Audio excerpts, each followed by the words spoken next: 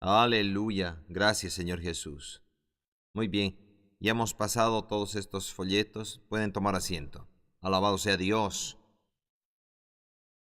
Se me ocurrió un pensamiento acerca de el día de Pentecostés, cuando el Espíritu de Dios vino sobre el aposento alto, sobre los 120 que estaban reunidos orando.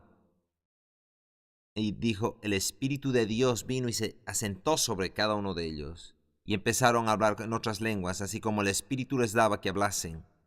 Y se me ocurre que en ese momento Satanás y sus peores temores se dieron lugar, porque no habían solo nacido de nuevo, habían sido equipados con el Espíritu Santo, los 120. Entonces Satanás vio y dijo, yo ya he sido azotado por uno solo de ellos y he sido destronado por uno. Ahora hay 120 que se han convertido. ¿Qué voy a hacer?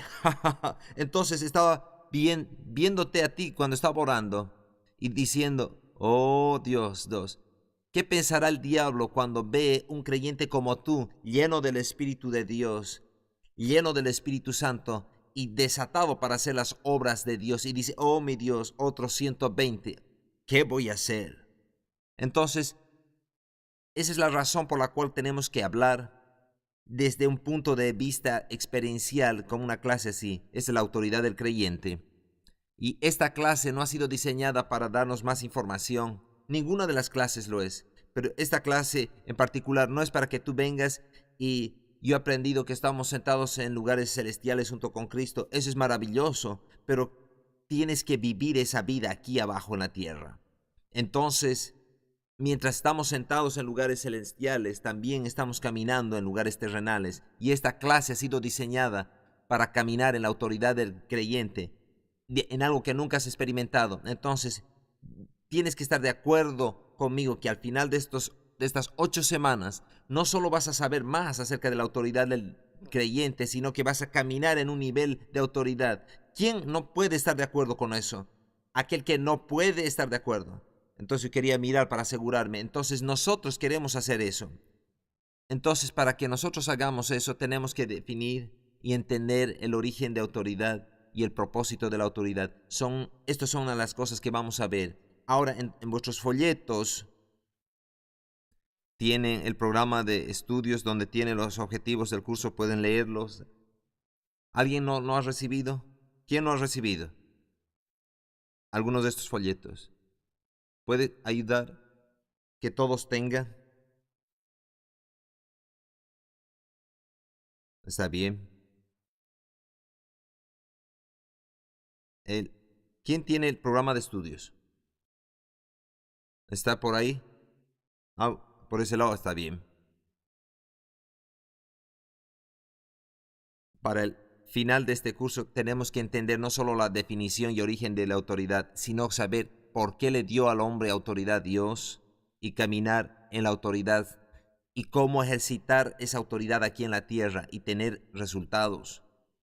El libro de texto que estamos leyendo es La autoridad del creyente de Kenneth Hagin. Algunos capítulos, no te va a tomar mucho leer, y eso va a ser parte del examen de medio turno. Entonces tienes que haber acabado de leer para el examen de medio turno. Asegúrate que has acabado de leer todo el libro, y también quiero que lean el libro de Efesios 3 veces a lo largo de este bimestre, que está en la Biblia. Es los 6 capítulos. Muy bien. Empecemos mencionando este folleto de la oración de Efesios. Ahora, en cada clase que enseño, yo empiezo compartiendo información de esto y animo que oren esto por cada uno de ustedes.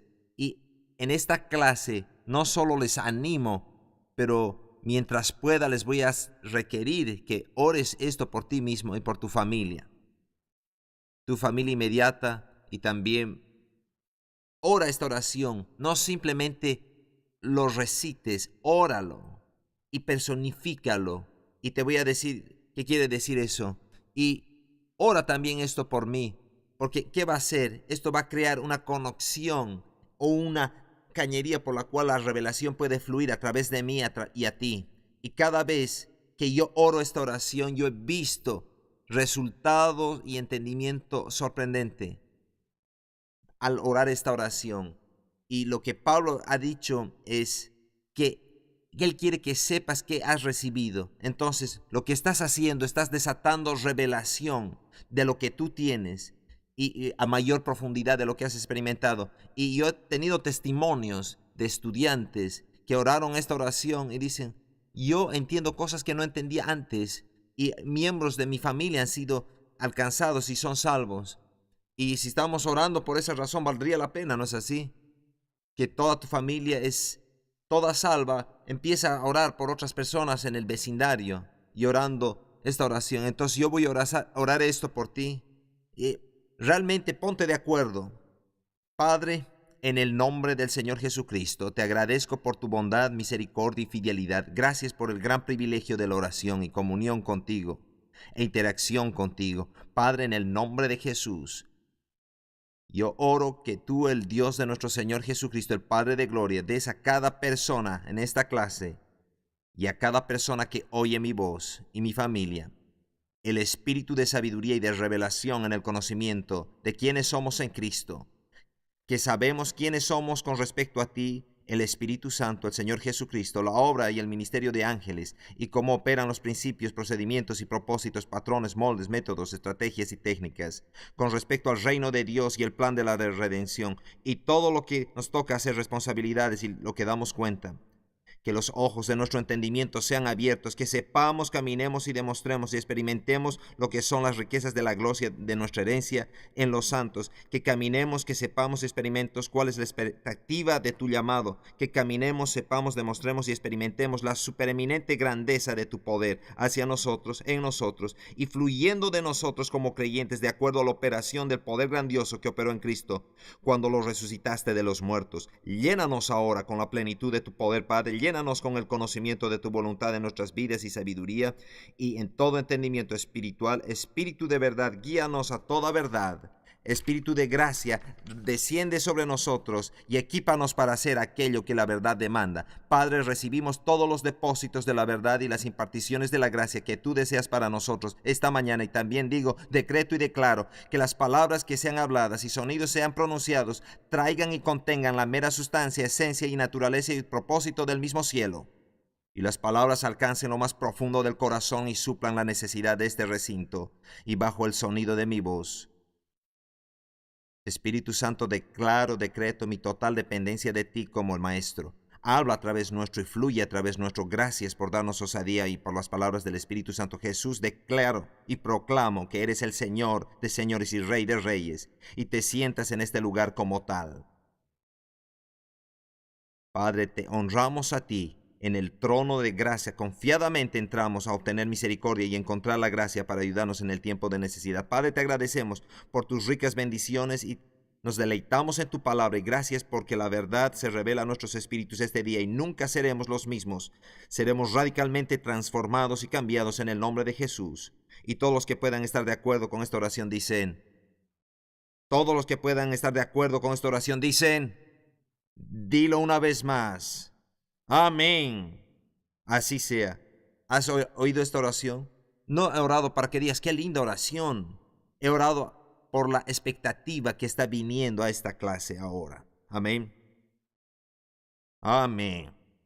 Ahora, empecemos con la definición de autoridad. Si estás tomando notas, apunta esta definición. Autoridad, como hemos encontrado en el Nuevo Testamento, es de la palabra griega exousia o exousia, como quiera que tú la quieras pronunciar.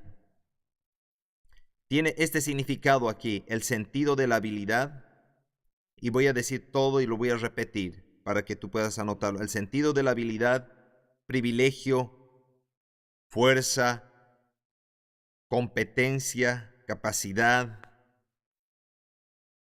libertad, dominio, maestría, influencia delegada, libertad, derecho, fortaleza.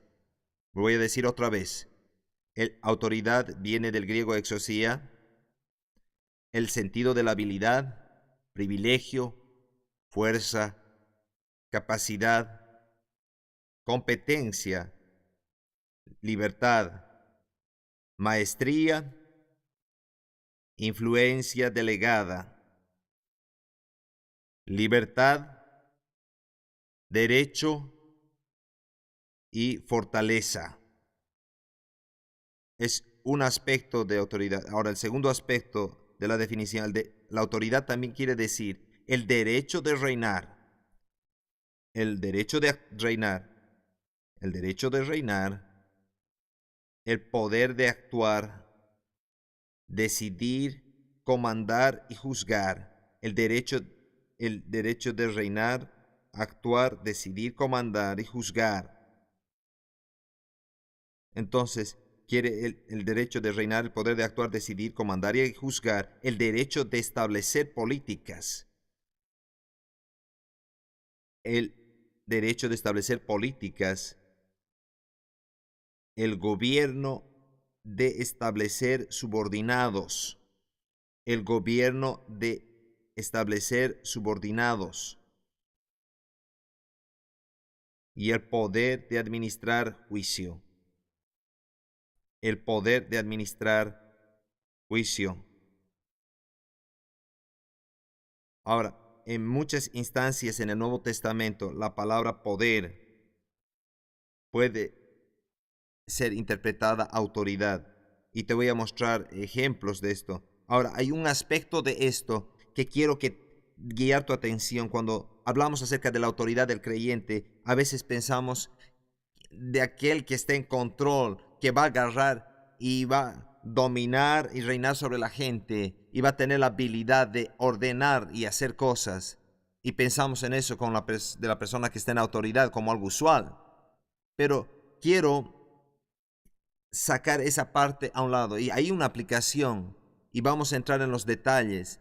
No tenemos autoridad sobre la gente, tenemos autoridad sobre el diablo y en tu propia vida y en tus propias circunstancias. Entonces vamos a hablar en detalle mientras avancemos la clase, pero el punto que quiero mostrarte al principio de esta clase acerca de la palabra, acerca de la palabra competencia, dominio. Quiero resaltar esas palabras con una razón particular. Ahora, ¿qué llaman en una corte de juicio a la persona que viene al juzgado y tiene cierto grado de autoridad en algún campo? ¿Qué clase de testigo lo denominan a él? Un testigo experto, un testigo experto. Y son una autoridad en su campo. Entonces, llaman a un testigo experto. Entonces, quiero traer este pensamiento que la autoridad del creyente no es el poder para demandar, sino también la experiencia o el ser experto en cómo hacerlo. Hay dos personas que pueden estar en autoridad, pero uno tiene más experiencia, cómo usar su autoridad. Entonces, como algo usual, se relaciona mejor y produce más. Entonces, quiero tratar ese aspecto y va a tratar acerca de la experiencia o la maestría y la competencia del creyente. Porque si nosotros somos todos creyentes, ¿y cuántos creyentes aquí? Aquí todos somos creyentes. Si tú eres creyente y tú tienes autoridad, entonces la pregunta es, ¿por qué no cumplimos ciertos resultados que queremos? Porque yo veo la vida de Jesús y la estudio a través de los evangelios. ¿Y sabes qué es lo que veo? Veo a un experto. Veo a un experto, a un creyente experto. Entonces eso me dice que él era un experto y yo también puedo ser un experto y tú también lo puedes ser. Entonces, cada vez que yo leo acerca de Jesús, no digo, oh, ese es el Hijo de Dios, está en una clase totalmente separado. No, él vino como hombre, es lo que entiendo. Y él se sujetó bajo autoridad y él pudo cumplir algunos resultados poderosos. Ahora, lo hizo con diseño y con propósito. Lo hizo por diseño y con propósito. Entonces, lo que Jesús hizo fue por diseño y fue a propósito. y obtuvo resultados por diseño y con propósito. Entonces, cada vez que tú lees en las Escrituras donde Jesús demuestra esa experiencia, ¿sabes qué sería bueno hacer? Y decir, si Él lo hizo, yo puedo hacerlo. Y decir, cada vez que tú ves en las Escrituras y tú ves que algo que Jesús hizo, cuando ejerció autoridad, tú tienes que mirar y decir, si Él lo pudo hacer, yo también lo puedo hacer. Entonces tú ves algo y dices, yo también. Él tenía autoridad sobre enfermedades, yo también. Él echó fuera demonios y habló la palabra y ellos salieron y yo también. Él habló a los elementos que te ponían en peligro a las personas. Él habló y se cumplió. Y si Él pudo hacerlo, yo también. Aquí, déjame entrar en esto. Y yo iba a decir algo, pero quizás no estás listo hasta que veas esto. Mateo capítulo 9. Mateo capítulo 9. En algunos minutos tuvimos aquí alabanza y adoración, teníamos músicos aquí. Y tú sabes que diferentes personas tienen distintas habilidades musicales. Algunos son más expertos que otros. Entonces, algunos tocan más y cumplen más cosas. Hay distintos tipos de música y motivan e inspiran distintas emociones y inspiraciones espirituales, y todo tiene que ver con la experiencia del individuo. No solo que pueda tocar, sino la experiencia y ser expertos a interpretar el fluir del espíritu y de lo que se ministra en canción y a los individuos o a la congregación o donde quiera que estén. Entonces, tú puedes tocar la música equivocada en el momento equivocado y tener los resultados equivocados, o puedes tocar la correcta y tener los resultados tremendos. Hay una experiencia, no solo la habilidad de tocar, pero la habilidad de interpretar el fluir, qué está pasando, porque hay un nivel de ser expertos. Ahora, viendo aquí Mateo 9, empezando con el verso 1, entonces entrando en la barca, pasó al otro lado y vino a su ciudad. Y sucedió que le trajeron un paralítico tendido sobre una cama, y al ver Jesús la fe de ellos, dijo al paralítico, ten ánimo, hijo, tus pecados te son perdonados. Entonces algunos de los escribas decían dentro de sí, Dios ha venido a perdonar pecados. No se alegraron. No es eso lo que dijeron. Este blasfema. ¿Y por qué decían que blasfema? Voy a continuar leyendo. Este blasfema. Y conociendo Jesús los pensamientos de ellos, dijo, ¿por qué pensáis mal en vuestros corazones? ¿Y por qué es más fácil decir, los pecados te son perdonados, o decir, levántate y anda? Pues para que sepas que el Hijo del Hombre tiene potestad en la tierra para perdonar pecados, dice entonces al paralítico, levántate, toma tu cama y vete. Entonces él se levantó y se fue a su casa. Y la gente al verlo se maravilló y glorificó a Dios, que había dado tal potestad a los hombres. En ambos casos, el verso 6 y verso 8 es exousia, es la palabra para autoridad.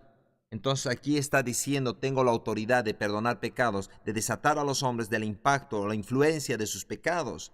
Y todo lo que tienen que hacer es arrepentirse y yo puedo desatar perdón para ellos.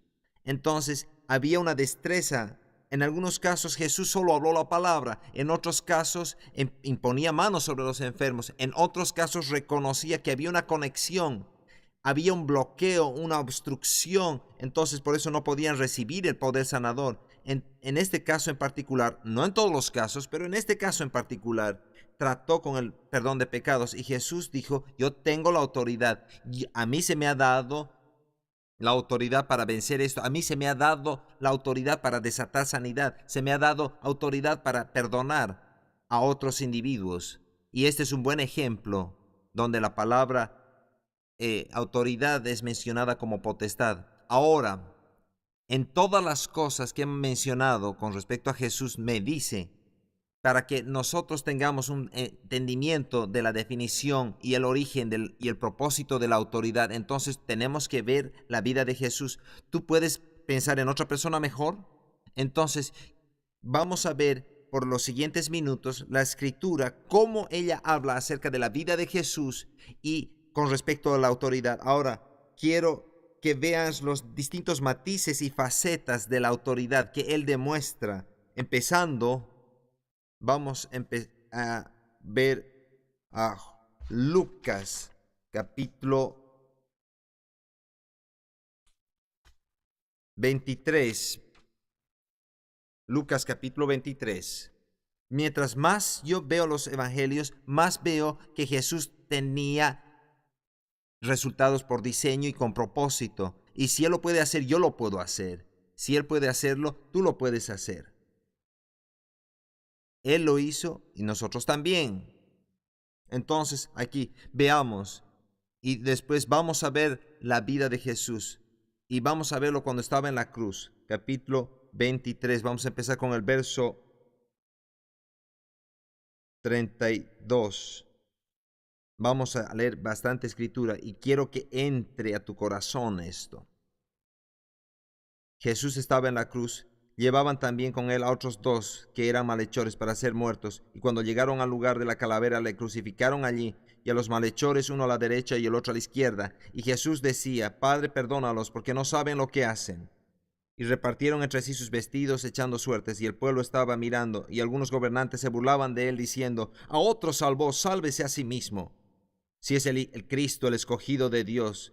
Los soldados también le escarnecían, acercándose y presentando vinagre, y diciendo: Si tú eres el rey de los judíos, sálvate a ti mismo. Había también sobre él un título escrito con letras griegas y latinas, hebreas: Este es el rey de los judíos. Y uno de los malhechores que estaba colgado le injuriaba, diciendo: Si eres el Cristo, sálvate a ti mismo y a nosotros. Respondiendo el otro le reprendió, diciendo: ¿Ni aún temes tú a Dios, estando en la misma condenación? Nosotros a la verdad justamente padecemos, porque recibimos lo que merecieron nuestros hechos, mas éste ningún mal hizo. Y dijo a Jesús: Acuérdate de mí cuando vengas en tu reino. Entonces Jesús le dijo: De cierto te digo que hoy estarás conmigo en el paraíso. Cuando era la hora sexta, hubo tinieblas sobre toda la tierra hasta la hora novena, y el sol se oscureció, y el velo del templo se rasgó por la mitad. Entonces Jesús, clamando a gran voz, dijo: Padre, en tus manos encomiendo mi espíritu. Y habiendo dicho esto, expiró. Ahora, mira esta palabra, encomiendo. Quiere decir encargar el resguardo, depositar en confianza y protección. Es encargar o depositar en confianza y protección. Ahora, ten todo este cuadro. Jesús está colgado en la cruz. Está en la cruz ahora. Él tiene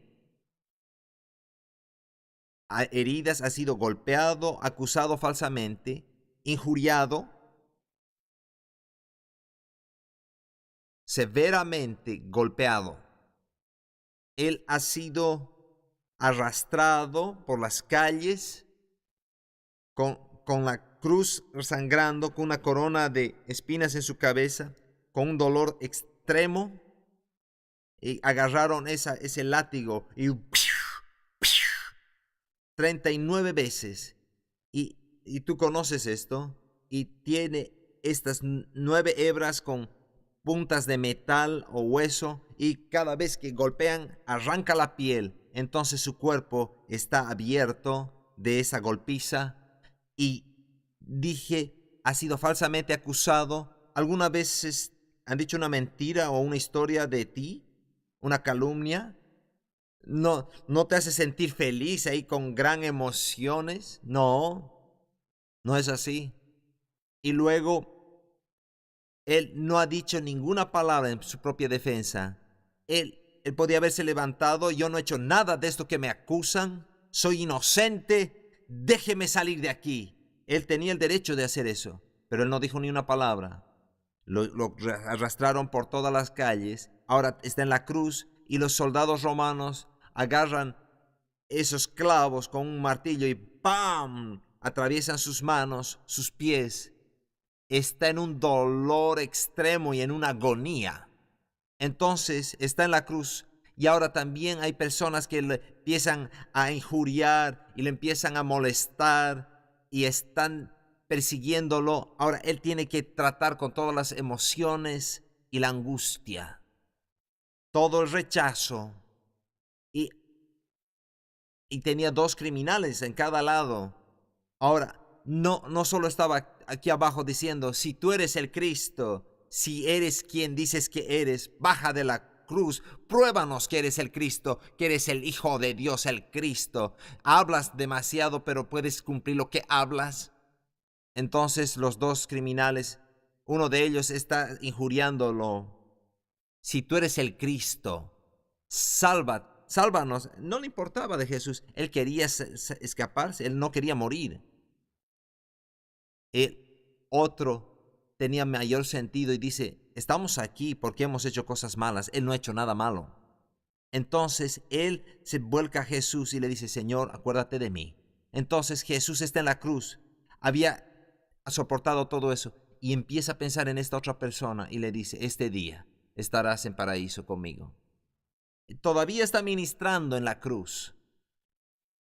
Y un momento después, él dice que clama, Padre, en tus manos encomiendo mi espíritu. Con su último aliento está hablando la palabra de Dios y una palabra de confianza en Dios. Escúchame, eso requiere gran, extremo dominio propio y compostura. Estás en medio de las situaciones más difíciles, en medio de ese tumulto y una situación muy adversa. Y esa es la autoridad del creyente también. Todos nosotros queríamos decir, en el nombre de Jesús, espíritu inmundo, sal fuera. Y ver cuando sucede y decir, gloria a Dios. Que de este aspecto de la destreza, de cómo tener dominio propio en medio de las situaciones más difíciles, eso también es la autoridad del creyente. ¿Por qué piensas que él tenía tanta efectividad? Yo te estoy mostrando una de las razones por qué. Una de las razones por qué. Ahora, veamos en Juan capítulo 19, porque esto se pone mejor.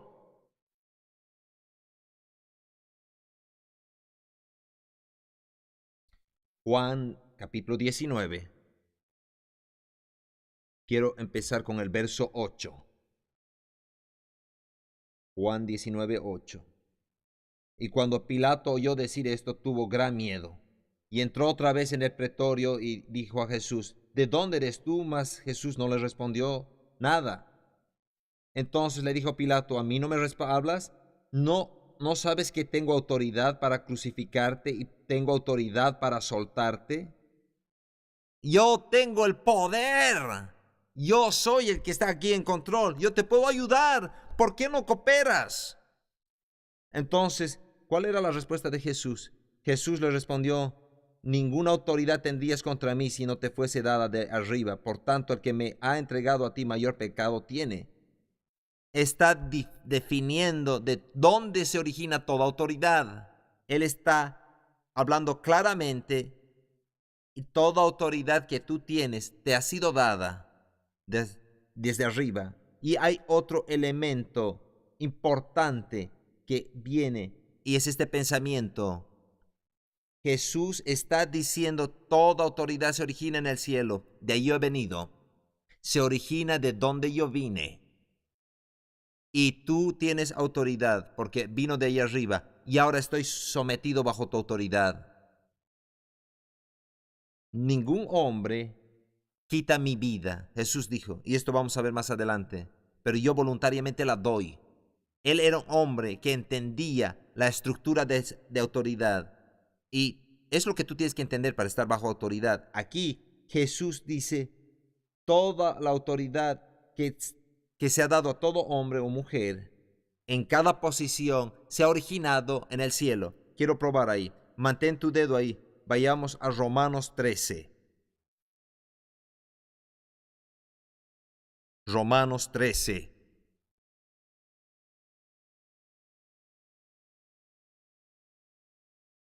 Romanos capítulo 13, empecemos con el verso 1. Sométase toda persona a las autoridades superiores, porque no hay autoridad sino de parte de Dios, y las que hay por Dios han sido establecidas. Aquí esa palabra viene del griego exousia, autoridad. Entonces, todos. Algunas traducciones lo traducen correctamente como autoridad, porque no hay autoridad sino de parte de Dios, y las que hay por Dios han sido establecidas. De modo que quien se opone a la autoridad, a lo establecido por Dios, resiste. Entonces Jesús era muy claro en decir, escúcheme, toda la autoridad se origina en el cielo de Dios. Él es el que te ha puesto en este lugar. Ahora, yo vengo de ahí y sería para mí fácil salir y no lo voy a hacer. Tú no tienes ningún poder sobre mí. Él podía haber ejercitado su autoridad. A veces estamos en una situación y lo pongamos en un contexto de trabajo. ¿Alguno de ustedes tiene un empleo y tiene jefes que en alguna vez te han pedido hacer algo difícil que no quieres hacer? A veces o muy pocas veces.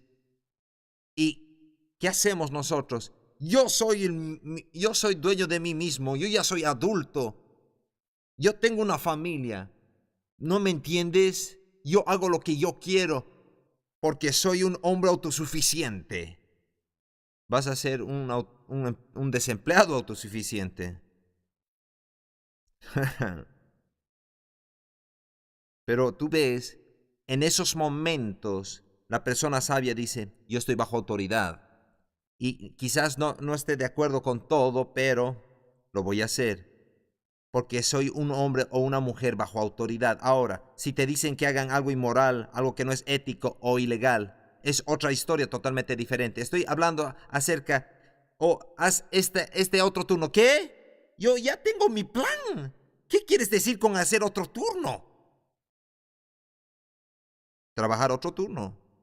Porque el favor está en ti cuando tú cooperas con la autoridad. Y si tienes otro compromiso, puedes decir, yo ya tengo otro compromiso en ese horario. Si fuera posible, ellos estoy respetando, pero yo necesito algún favor. Si hay la posibilidad, podríamos ver otro horario en el cual yo puedo hacer este trabajo porque ya tengo otro compromiso para hacer otra cosa. Entonces Jesús mira la actitud, aunque yo tengo autoridad, aunque yo he originado en el cielo, estoy ahora bajo autoridad y voy a seguir bajo esa autoridad. Ahora veamos a Juan capítulo 18, 33. Entonces Pilato volvió a entrar en el pretorio, llamó a Jesús y le dijo, ¿eres tú el rey de los judíos? Jesús le contestó, ¿dices tú esto por ti mismo o te lo han dicho otros por mí? Pilato le respondió, ¿soy yo acaso judío? Tu nación y los principales sacerdotes que te han entregado a mí. ¿Qué has hecho? Respondió Jesús, mi reino no es de este mundo. Si mi reino fuera de este mundo, mis servidores pelearían para que yo no fuera entregado a los judíos, pero mi reino no es de aquí. Yo quiero que veas esto. Jesús tenía conciencia que tenía un reino. Entonces, si él tenía un reino, entonces él es un rey, ¿no es así? Entonces, este rey de otro reino se ha sometido a las leyes de este reino en el cual está ahora. Pero él es rey.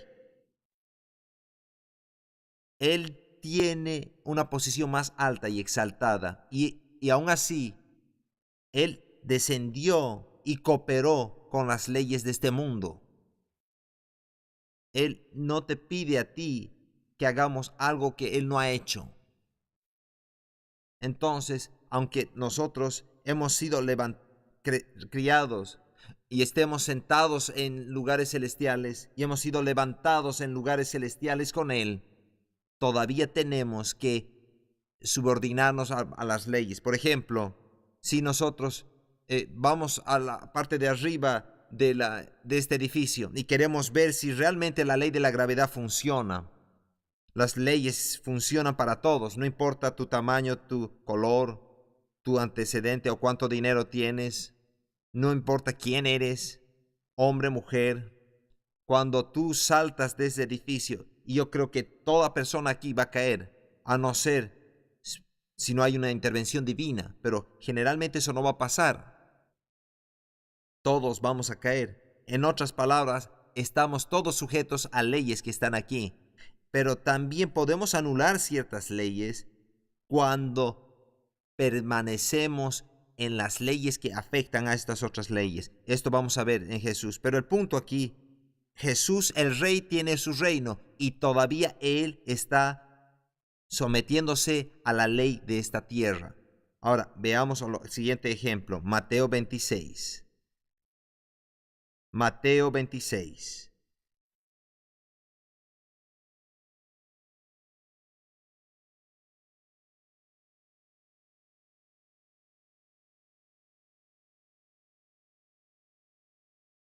Mateo 26, voy a empezar con el verso 51. Mateo 26, 51. Pero uno de los que estaban con Jesús, extendiendo la mano, sacó su espada e hiriendo a un siervo del sumo sacerdote, le quitó la oreja. Entonces están ahí en el jardín de Getsemaní, en el lugar de oración. Vamos a hablar más de esto más adelante. Él había reconocido que iba a ser traicionado. Ahora está en el jardín y aquí viene este grupo para arrestarlo. Y uno de sus discípulos agarra su espada y corta la oreja del sumo sacerdote. Verso 52. Y le dijo Jesús: vuelve tu espada a su lugar, porque todos los que tomen espada perecerán. ¿Acaso piensas que no puedo ahora orar a mi Padre y que Él no me daría más de 12 legiones de ángeles? Pero ¿cómo entonces se cumplirían las escrituras de que es necesario que así se haga? Yo quiero que notes esto. ¿Te acuerdas que Jesús reconoció que toda la autoridad viene del cielo, se origina en Dios, se originó de donde vino? Él es el Rey y tiene un reino. Es un hombre que tiene poder y autoridad. Y ahora está diciendo aquí, escuchen, tú no entiendes, Pedro, que en este momento que todo lo que tengo que hacer es orar e inmediatamente mi Padre desataría su bendición y liberación para mí. Tú no entiendes, yo puedo hacer eso. Yo tengo la autoridad, tengo el poder, tengo la habilidad. Pero, Pedro, ¿cómo se cumplirían las escrituras? ¿Cómo vamos a cumplir el plan de redención? Es lo que está implícitamente diciendo aquí. En otras palabras, dice, Jesús estaba sometido a la autoridad de la palabra. Él se posicionó a sí mismo de tal manera que todas sus decisiones estaban filtradas de lo que dice la palabra.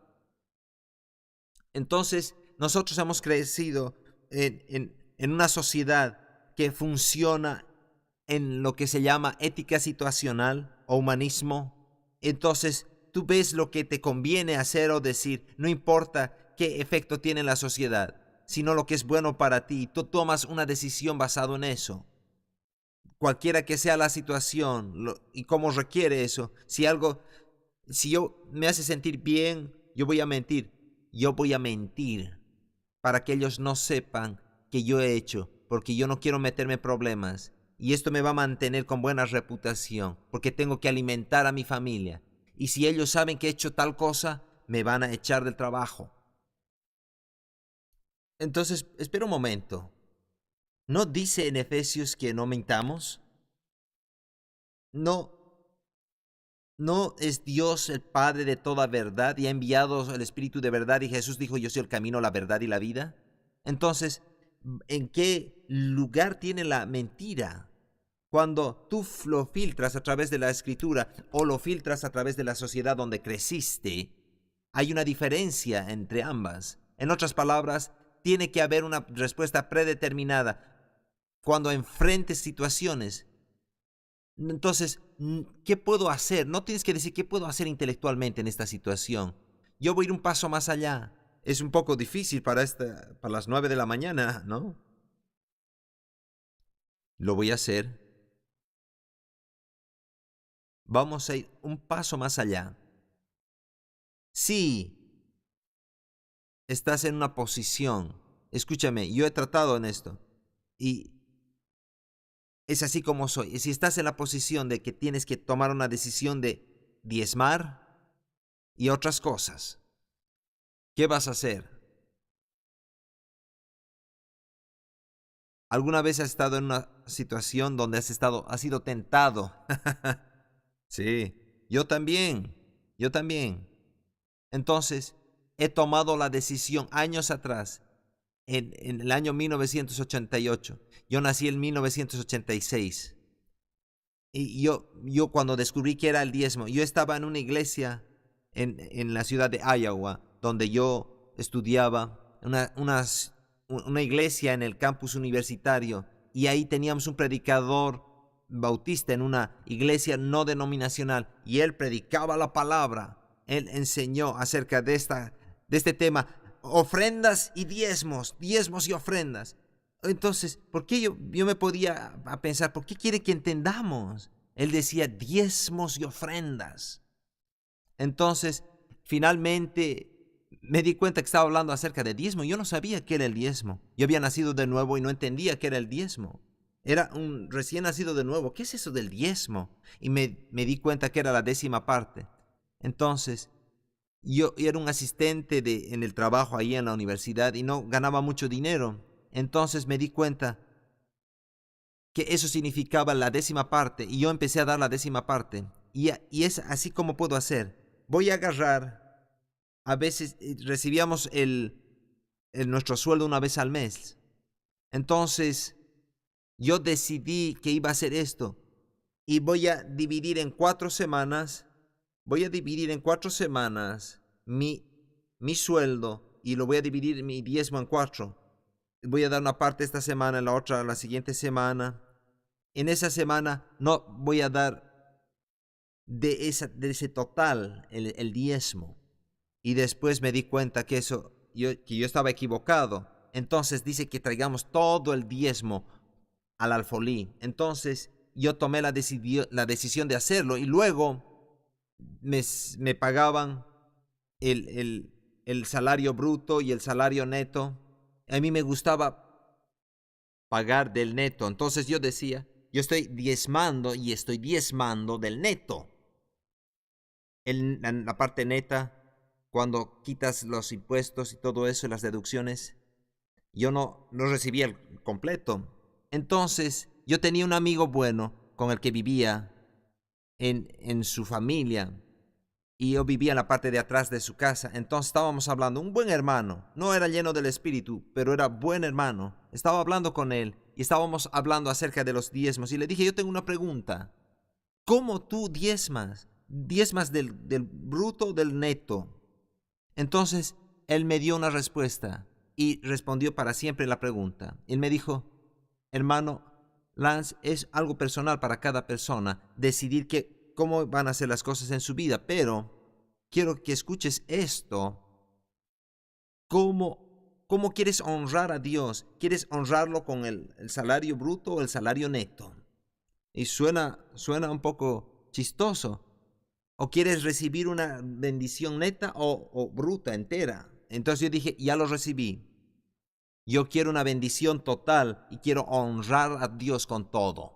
Entonces, eso respondió la pregunta para mí en 1988. Desde ahí, hace 14 años, hemos pasado por distintos desafíos financieros y la tentación ha sido fuerte para decir, Señor, si nosotros no diezmamos en 3 a 6 semanas, podemos pagar ciertas cosas. Y el Señor empezó a tratar conmigo y me dijo, si no haces eso, considera Malaquías lo que dice. ¿Qué está de otro lado de Malaquías? Entonces miré y me dije, no, yo no quiero hacer eso. Yo no quiero ser maldecido. Yo no quiero que mi viñedo eche el fruto antes de tiempo. Yo no quiero que no fluyan y no maduren en mi vida. Yo quiero toda la bendición. Entonces eso arregló la situación. Entonces aquí cuando estamos hablando, Jesús hizo la declaración, ¿cómo entonces la Escritura se cumpliría si yo hago algo diferente a lo que la Escritura requiere? No me pare, no se entristezcan. ¿Cómo pues? Esto también es la autoridad del creyente sometido a la autoridad de las Escrituras.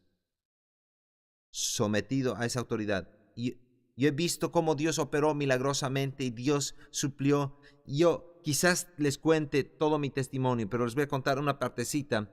Yo fui al Instituto Bíblico, 2 años de Instituto Bíblico. Dejé un gran trabajo. Yo trabajaba allá en la universidad con un buen salario, tenía un buen plan de jubilación, tenía el favor de las personas. En la profesión en la que estaba, un joven articulado, negro, no estaba lejos de finalizar mi programa de maestría, luego el doctorado, y tenía buenas propuestas de trabajo. Entonces Dios me llamó al ministerio. Entonces decía, ¿por qué quiero hacer eso? Porque escuchas que tienes que renunciar a todo si vas al ministerio, pero eso es una mentira. Es una mentira, no es la verdad. Entonces, el pensamiento vino porque eso escuché, pero tomé la decisión. Entonces, cuando lo hice, mientras lo hice, es sorprendente. Yo encontré un lugar donde quedarme al frente del instituto. En ese tiempo no tenía un automóvil y mi carro tuvo un problema, entonces lo vendí. Entonces, un amigo me trajo con todas mis pertenencias, puse todo lo que entraba y el resto lo regalé. Sembré semilla, llegué aquí. El primer día que yo estaba aquí, vino un hermano Watts, me saludó, me dio la mano y me dijo, ¿cómo estás? Y me dijo que Dios te bendiga y me dejó dinero en la mano. Entonces yo dije, oh, es un gran lugar para venir. Entonces dejó dinero en mi dinero, me gusta eso. Y luego, poco después me di cuenta que yo tenía que hacer algunas inversiones y que podía usar dinero. Entonces usé una porción del dinero. No cubrió todos los 2 años, pero el primer año sí lo cubrí. Entonces yo tuve un trabajo después, pero el primer año el Señor me dijo que no trabaje. Entonces no trabajé el primer año. Estaba involucrado en todas las actividades y Dios nos bendijo con cada oportunidad. Y yo estaba muy agradecido. Y al final de los 2 años me gradué del instituto y tenía todas mis cuentas pagadas. Comía cada día, gracias a Dios por comer cada día. Y tenía $9,000 que pagué de deuda que tenía antes. Y trabajaba medio tiempo por 4 meses como portero en una fábrica con un salario mínimo en el año 1991, que no es lo mismo que ahora. Y había pagado todas mis deudas y todas mis cuentas y diezmaba. Y diezmaba del importe bruto. Dios es fiel. Puedes decir Dios es fiel. Dios es fiel conmigo. Dilo también con respecto a ti, no lo digas con respecto a mí. Tú puedes decirlo con respecto a mí. Él es fiel a ti. Es uno de los lugares que puedes decir a mí también. A mí también. Amén. Tomemos un descanso aquí mismo.